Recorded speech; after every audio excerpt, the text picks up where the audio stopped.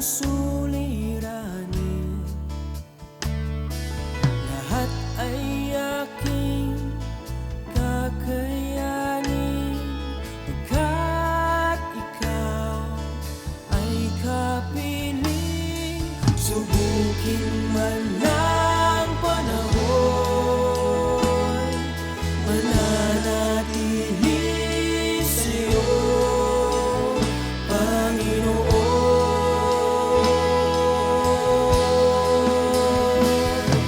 Walang alinlangang maglilingkod, walang pangambang sa'yo ay susunod. Hindi susuko at hindi ito, patuloy lamang sa iyo, Panginoon.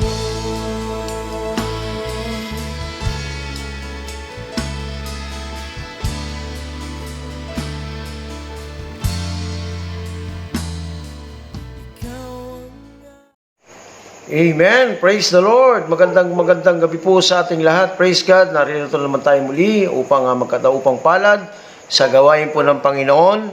Ito po ang tinig ng pag-asa na ating pong natutunghayan o napapanood sa live streaming tuwing pito ng gabi sa araw po ng Martes at Huwebes. Narito po ang inyong lingkod, Pastor Gab ng Jesus Be Lifted Up, Alaminos, Pangasinan Chapter, na bumabati po sa inyo ng magandang gabi, lalong-lalo na po sa aking po mga kapastoran, kapwa po kapastoran sa iglesyang ito ng Jesus Be Lifted Up, sa aking po mga kaibigan na nasa ibang bansa na mga nagpapastor din, sa aking po mga kabatchmate na patuloy na sumusuporta dito po sa gawain nito at sila po ay tumutunghay. Magandang gabi po, tayo po ay narito sa isang gawain na ito. Ngunit bago po tayo magpatuloy sa ating pong pag-aaral, ay tayo po ay manalangin. Samahan niyo po ako sa mixing panalangin ito. Dakilang Diyos, sa pangalan ni Jesus, Panginoon, narito kami nagpapakumbaba. Inaamin namin, Panginoon, na apart from you, we can do nothing. Father, I pray, Lord, that continue to sanctify us tonight and make us, Lord, a worthy, Panginoon, sa iyong harapan. And I declare tonight, Lord, that you will do something good, something new, and you will speak to us, Lord, as we go, as we run, O God, in this battle, in this race, Lord, this earth. Salamat po, Panginoon. Lord, ang iyong lingkod ay gamitin niyo pong tagapagsalita lamang. At tunay nga po, Panginoon, na itago niyo po ako sa iyong likuran. Ikaw lang pong maitas maparangalan sa aming kalagitnaan. Salamat po, Diyos. Pinupuri ka namin dinadakila sa pangalan ni Jesus. Amen and amen. Praise the Lord. Amen. Sa pagpapatuloy po ng ating serye na pinag-uusapan po natin sa buwan po ng Setyembre, meron po tayong tema na ating po pinag-aaralan na ang title po ay Run with Endurance. Okay? So, tumakbo tayong may pagtitiis. So, as the Bible says in the book of Hebrews chapter 12 verse 1. Let's read this one. Sabi ganon, therefore, since we are surrounded by such a great cloud of witnesses, let us throw off everything that hinders and the sin that so easily entangles, and let us run with perseverance or run with endurance the race marked out for us. Okay? Let us run with endurance the race that marked for us. Amen. Kung mapapansin niyo po rito, sinasabi ganun, tayo'y napapalibutan ng maraming saksi. Kaya nga daw, sabi nga, itapon o alisin na natin, thrown out, lahat ng bagay na nakapipigil, that hinders the sin, sabi nga na mga kasalanan daw, na easily entangles, madaling yung mga kasalanan na madaling pumulupot sa atin, o bumuhol sa atin, o whatever it is, alisin na raw natin yon. So tonight, ang tema nga natin is to run with endurance, habang tayo po ay tumatakbo, no, as an athlete, for me, no, as an athlete, ako po ay isang cyclist, no, run with the race, no, sumali ako sa isang group race, yan, kapag ikaw ay sumasali sa gano'n, sa isang mga pakarera, ang iniisip mo lagi is manalo. Amen? Pero, along the way, habang ikaw, no, especially kapag ikaw ay cyclist sa bike, no, along the way, may isip mo hindi lang palabas na manalo. Kailangan mong pagtiisan yung mga obstacle na pagdaraanan mo, napakarami. Unang-una dyan, yung mga katabi mo. Sabi nga, yun yung mga hindrance, yung mga hindrance Yung mga kalaban mo, hindrance yan para makuha mo, makamit mo, or makarating ka sa finish line.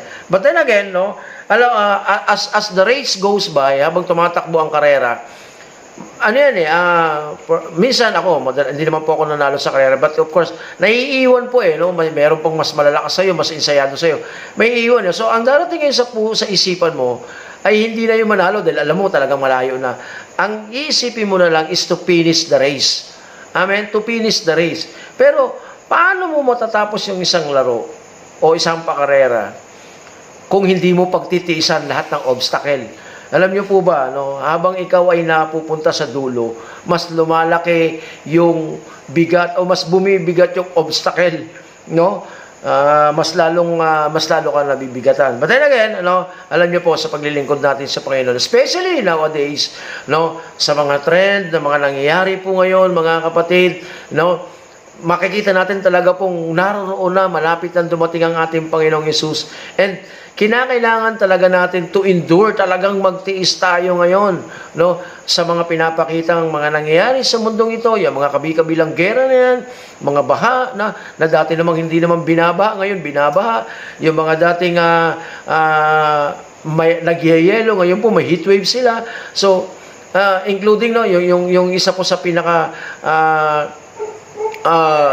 tawag nun, kilalang ilog na binanggit po sa Bible. No, yung kilalang ilog na binanggit sa Bible, yung Euphrates River, no, yung Euphrates, ilog Euphrates, no, na kung saan ito ngayon ay nagkakaroon na ng pagtuyo, unti-unting natutuyo, no? And in the Bible, no, in the book of Revelation chapter 16 verse 12, no, sinabing ganoon na itong ilog na to ay talagang matutuyo, no, accordingly, no, sa sinulat po ni John doon po sa Revelation na talagang matutuyo, no, kapag ibinuhos na daw po yung mangkok ng galit ng Diyos, no, yung sinabi pang-apat na mangkok ba yun, or basta yung wrath of God, no, yung cup ng wrath of God, no, binuhos yun, natuyo at nagkaroon po ng talagang paghihirap dahil nga po darating yung ano. So, dito makikita natin mga kapatid na pinapakita na ng Diyos yung mga palatandaan. That's why we really need these things na kailangan natin, we have to run with endurance. But of course, no, makikita natin dito habang tayo po ay tumatakbo. Sabi ko nga po, may mga obstacle. Okay? Now, yan pong mga obstacle na yan, mga kapatid, dapat yan, nalalagpasan mo yan. Yung mga obstacle na yan, dapat yan, tinatalon mo yan. Alala niyo, di ba, meron pong pakarera na, meron pong tinatawag po na 110 meters hurdles, di ba? Tumatalon-talon sila. Kailangan malagpasan nila yon para makaabot sila sa finish line. No, yan po ay talagang dinilagay ng Panginoon yan para masubok tayo, mabigyan tayo ng pagkakataon na yung ating faith ay mapanatili. But then again, no, sabi nga kinakailangan meron tayong pagtitiis. Tumakbo tayong may pagtitiis. Now, ang tanong po dito mga kapatid, now, di ba po, sabi dito, let us run with endurance. Now, basahin po natin itong sinasabi ni Apostol Pablo dito po sa aklat ng Philippians chapter 4 verse 6 to 8. Tignan niyo po yung sinasabi dito ni Paul, no, dito po sa Philippians chapter 4 verse 6 to 8. Sabi niya, do not be anxious about anything, but in everything, by prayer and petition, with thanksgiving, present your requests to God, and the peace of God, which transcends all understanding, will guard your hearts and your minds in Christ Jesus. And verse 8, sabi niya, finally, brothers, yan, sabi ni Paul, finally, brothers, whatever is true, whatever is noble, whatever is right, whatever is pure, whatever is lovely, whatever is admirable, if anything is excellent or praiseworthy, think about such thing. Wherever you have learned or received or heard with me, sabi niya, or seen in me, put it into practice. And the God of peace will be with you. Amen. Mapapansin niyo po dito, si Paul, sabi niya, huwag ka mag-alala. Sa ibang pananagalog, huwag ka mag-alumihan, huwag ka mag-alala. No? Kundi, manalangin ka ng may pasasalamat. No? Sabi nga dito, no? Yung pagdating dito sa birthday, sabi niya gano'n, ay, ang isipin mo yung mga bagay na, let's say, i-summarize po natin, ang isipin mo yung mga bagay na positibo. Amen?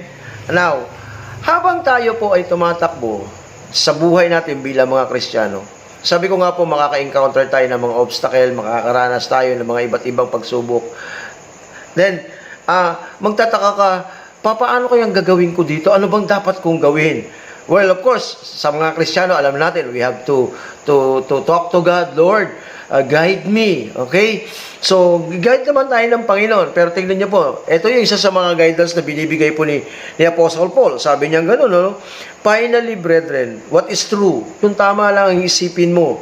No? What is noble? What is right? Tingnan niyo po, yung sinasabi niya, what is pure? What is lovely? No? Whatever is admirable. Alam niyo po yung binabanggit dito ni Paul na talagang lahat ng positibong bagay. Yun ang isipin mo. Alam niyo po sa buhay natin, marami tayong mga kinatatakutan. Tama? Marami tayong mga isipin, marami tayong mga alalahanin sa buhay. Everyday na lang natin buhay, marami tayong pinagkakabalan, marami tayong iniisip, no? Andyan yung money, your life, your life insurance, paano ba? Insured ba yung buhay ko? Ano? Your day-to-day basis ng mga buhay mo, yung pag-aaral ng mga anak mo, paano mo sila palalakihin. Alam niyo, napakarami nating iniisip. Ang dami nating ini-input sa ating isipan. Eventually, pag nakita, hala, paano kaya ito? No? Halimbawa, katulad yan, hala, paano yan? Naku, ayan. No? So, marami tayong iniisip, no? For example, no? Alam niyo kasi, ang tao po, no? Isang maiksing ano lang po. Meron pong dinesign ang Diyos sa utak natin, no? Meron pong dinesign ang Diyos sa isip natin, no? Una diyan yung tinatawag po na amygdala. Yung amygdala po, yan po yung nakaka-detect po ng ano yan. Yan po yung nakaka-detect sa atin ng mga fear, yung mga danger, yan po yung mga nakaka-detect niya. So, nadedetect niya lang. For example, meron pong parating na sakuna, parang ganon. So, nababalitaan mo, parang katulad ng bagyo. Hala, paano kaya? Lakas ng bagyo na yan. For example lang po ito, So, yung amygdala mo gumagana yan. Okay? Gumagana siya. So, nagpa-function siya. No? Pero alam niyo po, yung magdidictate sa'yo ng fear, yung yung tinatawag pong frontal cortex, no? Ito po, yung amygdala pa nandito. No? Ito po yung nandiritong part ng iyong utak. Yan po yung magdidictate sa'yo. No? Kaya minsan, for example, no, let's say sabihin, may malakas na bagyo, nabalitaan mo. So, sasabihin ngayon ng amygdala mo, uy, delikado yan. Di ba? Delikado yan, sabi ng amygdala. Ngayon, yung prefrontal cortex mo, magsasabing, nakakatakot yan. Maaari kang mamatay dyan. You know, mga kapatid, mga magulang, sa mga Kristiyano, meron po mga ganyan. Na hindi po maiwasan yan. But then again, remember, no, lahat po yan ay dinesign ng Panginoon. Okay? Diba, no, sabi niya sa John chapter 16, verse 33, sabi niya, in this world, no, sabi niya, isinasabi ko sa inyo ang mga bagay na ito upang magkaroon kayo ng ganap na kapayapaan. Amen po ba? Sapagkat sa mundong ito kayo'y daranas ng iba't ibang kapighatian. Ngunit magalak kayo, sabi ng Panginoong Hesus. Bakit daw tayo magagalak? Sapagkat napagwagian ko na ang lahat ng ito. Amen. So, nandun na yung victorious, no? Yung sinisigurado na ng Panginoon, you will become victorious in the way ng mga pagdadaan ng mga tribulation. Okay? Yun ang hindi natin nakikita. Pag tayo po ay may mga pinagdaraanan, napapagod agad tayo. Alam niyo kung bakit? Kasi isip tayo ng isip ng kinatatakutan natin. Iniisip natin kung ano yung dapat natin gawin. Ano ba yung, yung parang tinatakot mo yung sarili mo. And did you know that, ang sabi ng Panginoon doon sa John chapter 16 verse 3, upang magkaroon kayo ng ganap na kapayapaan. Kaya yan ipinapakita sa iyo ng Panginoon. Sabi niya, kaya ako sinasabi sa inyo ang mga bagay na ito, upang magkaroon kayo ng ganap na kapayapaan. At alam mo kapatid, kaya ka pinapakitaan ng Panginoon ng mga ganyan, o pinaparanas ka ng Panginoon ng mga ganyan, kasi gusto ng Panginoon na magkaroon ka ng ganap na kapayapaan. And that peace, yung pong sinasabing peace that passeth all understanding, ay na kay Jesus. Kaya sabi niya, don't worry. Paparaphrase ko lang po, I have win that war. I have win that battle. Sabi niya, magala kayo, napagwagian ko na ang mga bagay na ito. Amen? So, andun yung assurance, andun yung sinigurado talaga ng Panginoon na nanalo na siya sa labanan na yan. Kaya nga po, mga kapatid, alam niyo po, kasi ang tao, alam niyo yung tayong mga tao, meron tayong everyday, no, everyday ng buhay natin. According po sa mga psychologists o sa mga doctor, sabi nila, ang tao daw ay nag-iisip sa loob ng isang araw o 24 hours. Nag-iisip daw tayo ng 7,000 thought. So nag-iisip tayo ng 7,000 na beses. Amen. Kaya lang ang problema po ngayon, ang tao po ngayon nag-overthinker na, sumusobra na. Alam niyo kung ano nangyari? Yung 7,000 na dodoble. Everyday, ang tao po nagkakaroon po ng 14,000 na thought. Na-overthink mo na. So, kaya nga po, pag-uusapan natin sa gabi ito, mga kapatid. Yan po mga bagay na yan, na pinapakita sa'yo. Tapos, na-overthink ka. Ay, sabing gano'n, run with endurance. So, tignan mo pag nakita mo yan, sinabi ng frontal cortex mo na nakakatakot, makakapagod, ang daming sinasabi sa iyo. Alam mo yung mawawalan ka na ng, hindi mo na matitisin, ayoko na, papagod na ako, ayaw ko na, napagod na ako. Amen? Kaya tingnan mo, marami po mga Kristiyano ngayon, nowadays, sa panahon po ngayon, marami po mga Kristiyano ngayon ang hihina, nanlalambot. Bakit? Tingnan nyo kasi hindi nila na-overcome. So tonight, pag-usapan natin yan. Title na pag-uusapan natin is Overcomer or Loser, Run with Endurance. Amen? Overcomer or Loser. Mananalo ka or ma-overcome mo to, matatapos mo to, mapagwawagayan mo to, o talunan ka. Yun po yung sa series natin, yung Run with Endurance. Now, ang tanong po dito mga kapatid, katulad po lang sinasabi ko sa inyo, tayo pong mga tao ngayon, sa panahon ngayon, alam ko kapatid, isa ka doon. Maaring hindi ikaw yung umaabot sa 14,000 thoughts every day. Pero maaring ikaw ay isa sa mga 8,000, 9,000 thoughts every day. Ang dami mong pinag-iisip. Sabi ni Apostol Pablo,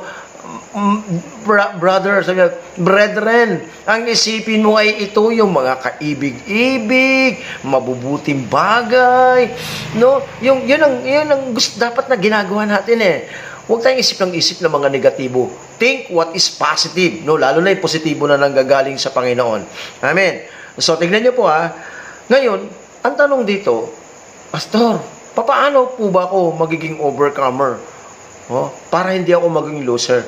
How to be overcomer and not a loser? Amen? So, dito po, mga kapatid, sa akin pong ipapishare sa inyo sa gabing ito. Ito po yung isang basic na naman na dapat na ginagawa natin. Pero, dahil po sa sobrang dami po ng iniisip natin, nakakalimutan natin ito. Alam niyo po, kung ano nga yung pinakamadali o yung basic, yan ang nakakalimutan Tama po ba? No, naalala ko po nung last time na ako po yan nagkaroon ng pagkakataon na makapag-share dito, no, tungkol po doon sa ating pong Pulpilion Ministry. Naalala niyo po, very basic po yung aking senior ng Panginoon sa atin doon. Pero tignan niyo po, marami pong nakaka-neglect doon. And now, ito pong i-share ko sa inyo. Sabihin naman, napaka-basic naman ng tinuro ni Pastor. Pero tandaan niyo po, that basic is really important to those who love God and want to serve God, want to follow Jesus. Itong basic na ito, mga kapatid. Ako po naniniwala ko, meron na pong hindi nakakagawa nito. Marami pong hindi nakakagawa nito. Kaya marami ngayong mga Kristiyano nanghihina, umalis sa ministry, magpapahinga muna, di ba? Kasi napagod eh. Napagod eh. Wala na yung endurance eh. Hindi na kayang tiisin. Okay. So, pagka huminto ka, anong ibig sabihin? You're a loser. Remember, you are running, sabi ko nga po sa inyo, malapit na dumating ang ating Panginoong Hesus. You are running, no? Let's sabihin natin, tinatakbo po natin, ang tinatakbo po natin, let's sabihin natin, 10 kilometers ang tinatakbo mo. Okay.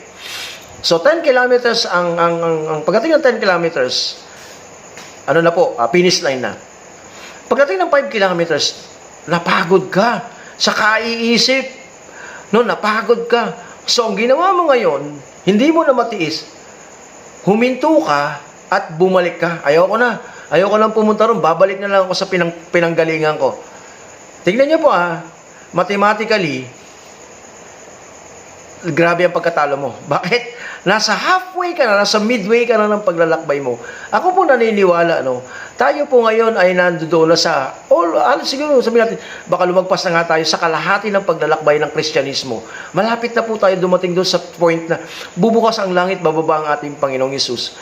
Isipin niyo, 10 kilometers, pagdating ng 5 kilometers, huminto ka, bumalik ka doon sa pinag-umpisahan mo, sa starting line. Ano po naging haba nun? Di ba 10 kilometers din? Nakuha niyo po?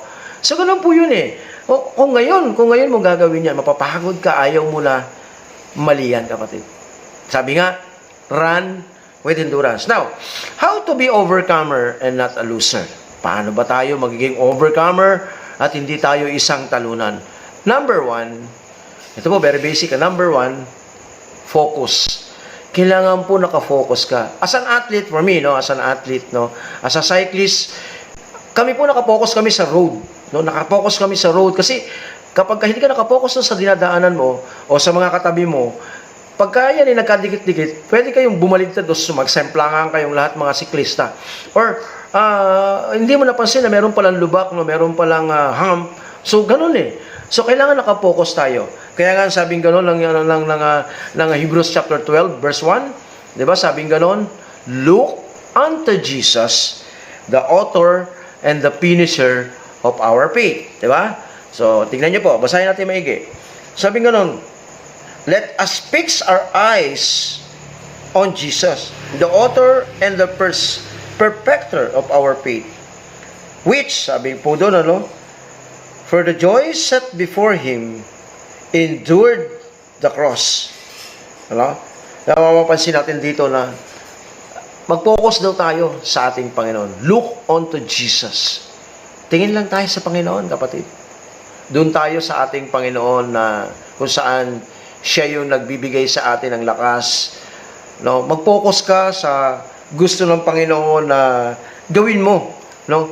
Para naman makamtan mo yung reward, no? Yung premyo, no? Yung premyo na inilaan ng Panginoon, no, sa iyo. Yun yung gusto ng Panginoon na makuha mo eh. No, kaya nga tayo, sinasabihan tayo to run with endurance. Now, tingnan natin to.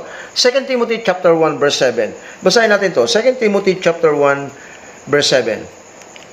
Sabi dito, for God has not given us a spirit of frightened or fear. Diba? Hindi daw tayo tumanggap ng spirito ng pagkatakot, no? Pero sabi ganoon, we have received but one of power and sound mind. No, yun yung tinanggap natin sa ating Panginoon.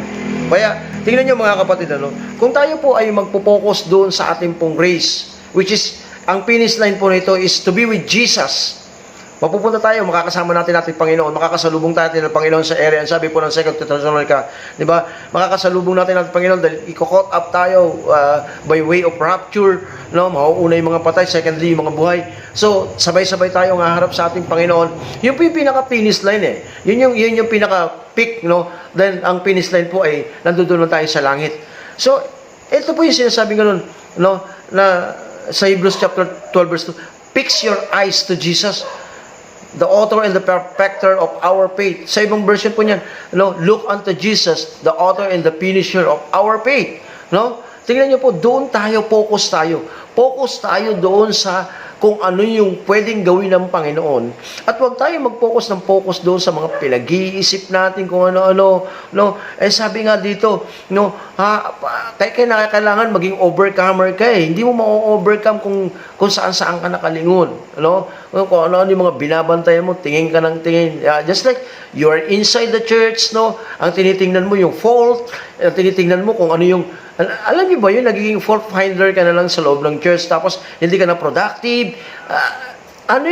Parang, di ba, parang, you're not focusing yourself, you're not focusing your spiritual life on Jesus, no? Hindi ka na nakapokus, but you're focusing on something na makikita mo, ay, ano ba ito, bakit ganito? So, hindi dapat. So, you should focus yourself, okay? To be able to finish, to be able to become a overcomer, no, na hindi ka mag-isang talunan, hindi ka uuwing isang bigo, kundi ikaw ay isang nagwagi. Ano? Nasabi mo, ako ang nagwagi. Para may awit yun, para may kanta yun, no? Ikaw ang nagwagi kasi dala mo no, makukuha mo talaga yung reward na galing sa Panginoon. So yun yung po yan, number 1, mga kapatid. Focus, no? Tingin ka sa harapan. Di ba? Tingnan mo kung ano yung ginagawa ng Panginoon, ano yung gagawin ng Panginoon, ano yung piniprepare ng Panginoon. Di ba? Ang sabi niya nga sa John chapter 14, no, huwag kayong malungkot, huwag kayong magalumihan, huwag kayong magamba, no? Ako'y aalis, lilisan ako, tutungo ako sa bahay ng aking ama, sapagkat sa bahay ng aking ama ay maraming silid, kundi kaya't kayo'y aking ipaghahanda, at pagkatapos ko na kayong ipaghanda ng inyong silid doon, ako'y babalik ng muli upang kayo ay makasama. Nakita niyo po, yung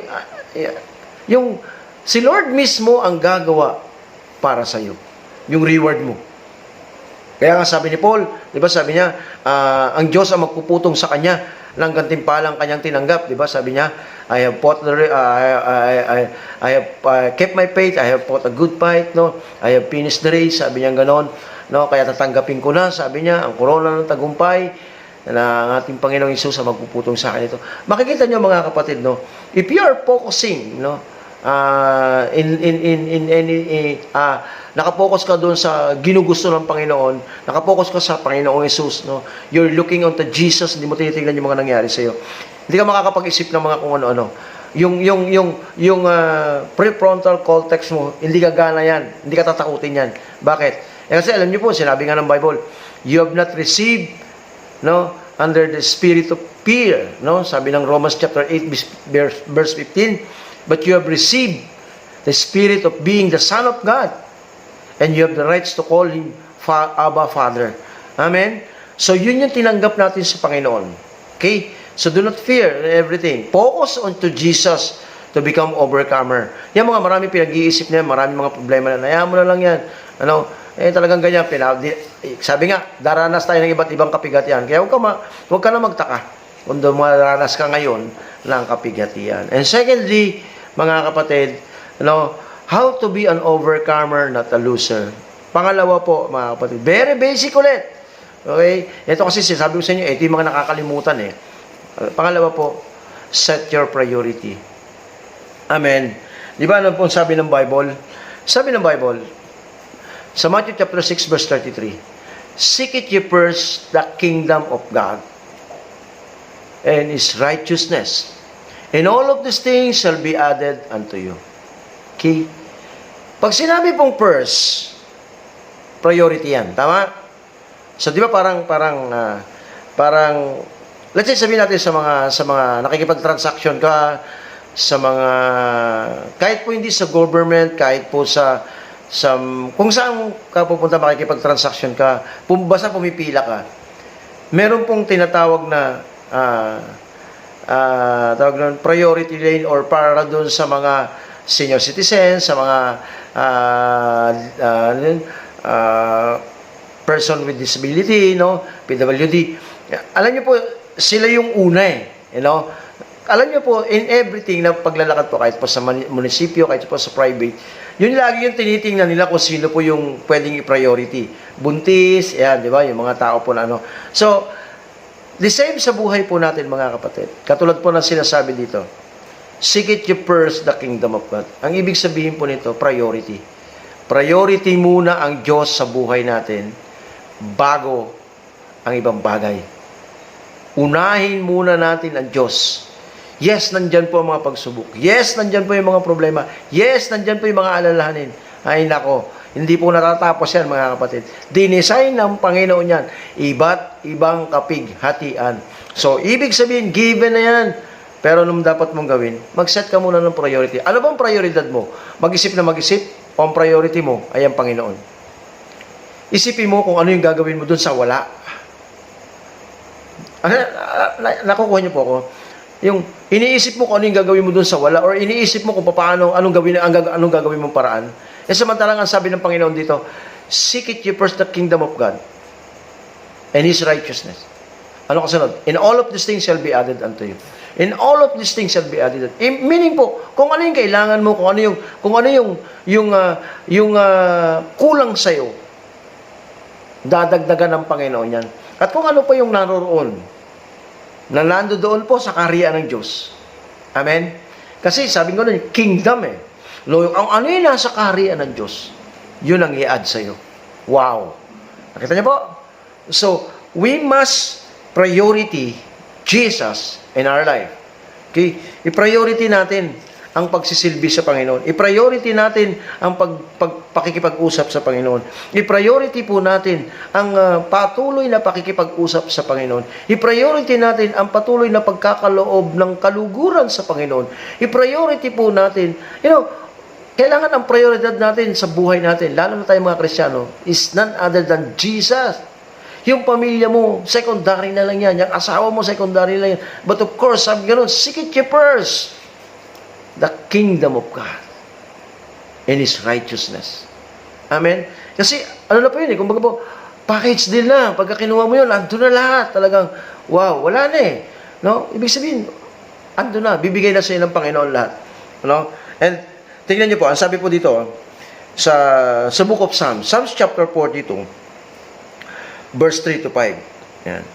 Sabi po dito, my tears have been my food day and night.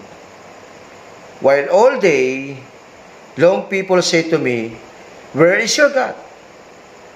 I remember this, I pour out my heart, how I walk with many, leading to their procession as the house of God, with joyful and thankful shouts. Sabi ni David. Okay? And verse 5, when I am depressed, ayan na po, tingnan niyo, sabi ni David dito, when I am depressed, why this moment within me, put help in God, that I will set peace Him, my sender and my God. Nakita niyo po, sabi ni David, yung ibang tao, sinasabi, nasaan na yung Diyos mo? Ano yung pinagdadaanan mo? Bakit meron kang ganyan? Bakit meron kang ganon? Pero sabi ni David, nakapokus siya sa Panginoon. Kung ano yung ginagawa, I remember, sabi ni David, naalala ko to Ito yung ginagawa ng Panginoon sa akin naalala niyo po, nakita niyo po yung sinasabi ni David. Alam niyo mga kapatid, once we set our priority in our life, hindi tayo mahihirapan. Hindi ka hirap sa buhay. Hindi ka magkakaroon ng tawag noon yung agam-agam na lumakbay sa paglilingkod sa Panginoon. Amen. So, dito po mga kapatid, sinasabi po dito na kinakailangan talaga natin mag-set tayo ng priority sa buhay natin. And that priority is also ay nakatuon po sa Panginoon. No? Everything na ginagawa po natin, everything na ginugusto po natin, dapat po, it's all about Jesus. No? Kaya nga po dito, no, sinabi niya na maraming mga tao tinatanong ang Diyos, ba't ano nangyari sa yan? Ba't nangyari sa yan? Bakit? Pero, nasaan ang Diyos mo? Pero hindi niya po pinansin yun. Ang iniisip niya, kung ano yung ginagawa ng Panginoon sa kanya at ano pa yung gagawin ng Panginoon sa kanya. Amen? Praise God. Okay? So, set your priority to become an overcomer in your spiritual life sa mga pinagdadaanan mo. Set your priority. And number three, na dapat mong gawin, to become an overcomer and not a loser, saturate your life or saturate with the Word of God. Kailangan masaturate tayo ng salita ng Diyos. Kaya nga, di ba, ang bilin ni Moses kay Joshua, na ito po yung sinabi rin noon. Sabing ganon, this book of law shall not depart from your mouth. Meditate it day and night. No? Pag-aralan mo araw at gabi, diliin mo araw at gabi upang matupad mo ang mga nakasulat dito. No? Kasi kailangan saturated ka ng salita ng Diyos. Okay? For example, meron kang mga pinagdadami, mga problema ka.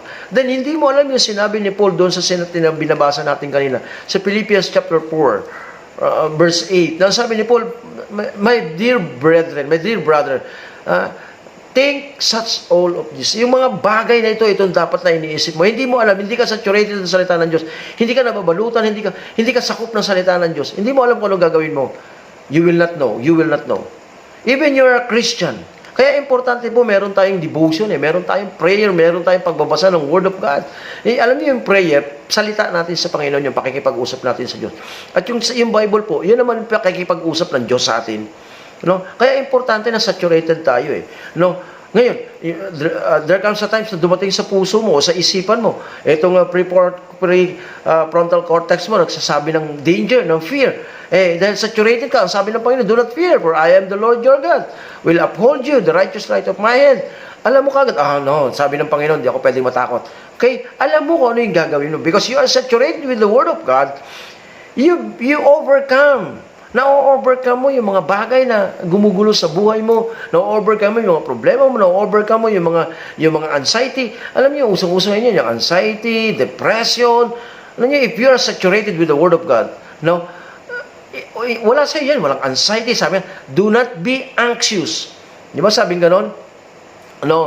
In everything, but pray. Sabing ganon, but pray, manalangin ka, huwag kang matakot, huwag kang magalumihanan sa mga bagay-bagay, ngunit manalangin ka sa lahat ng bagay. Mag-petition tayo sa Panginoon. Okay? If we are saturated with the Word of God, tandaan nyo po, hindi ka matatakot. Hindi ka matatakot. Why? Kasi alam mo kung ano yung Diyos na pinaglilingkuran mo. Kilala mo ang kapangyarihan ng Panginoon. At alam mo kung paano gumawa ang Panginoon ng himala sa buhay mo. Friends, mga magulang, mga kapatid, ito pong tatlo na ito, mga kapatid, maaring sinasabi natin napaka-basic, but ang tanong po, mga kapatid, ito ba nagagawa pa natin? Kung ito yung gagawa mo, praise the Lord. Kung ginagawa mo ito sa iyong buhay, praise God. You are there. Diba? Makapaglalakbay ka ng matama, maayos sa iyong buhay. But then again, if you are not, or dalawa lang dito, or isa lang dito ang ginagawa mo, friends, magulang, kapatid, kapanalig kay Kristo Jesus, tonight, baguhin mo na yung sistema ng buhay mo.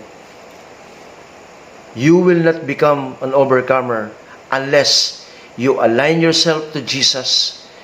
And if you align yourself to Jesus, you will become overcomer. Amen? Magmamanifest sa iyo yung sinabi ng ating Panginoon, you will become an overcomer. Amen. So, before we end, I want you to read this Psalms chapter 94, verses 16 to 19. And this is what the Bible says. Tingnan niyo po, ang sabi dito, sa Tagalog, sino kaya ang kakampi ko sa pagbaka sa mga masasama? Sino ngayon ang baba sa masama. No? Ang nilang gawa. Ano kaya ang mangyayari kung di ako matutulungan nitong aking Panginoon? Ayan. Kung di ako matutulungan nitong aking Panginoon. Marahil ang aking buhay tahimik ng nalilibing kasama ng mga patay. Verse 18. Kapag aking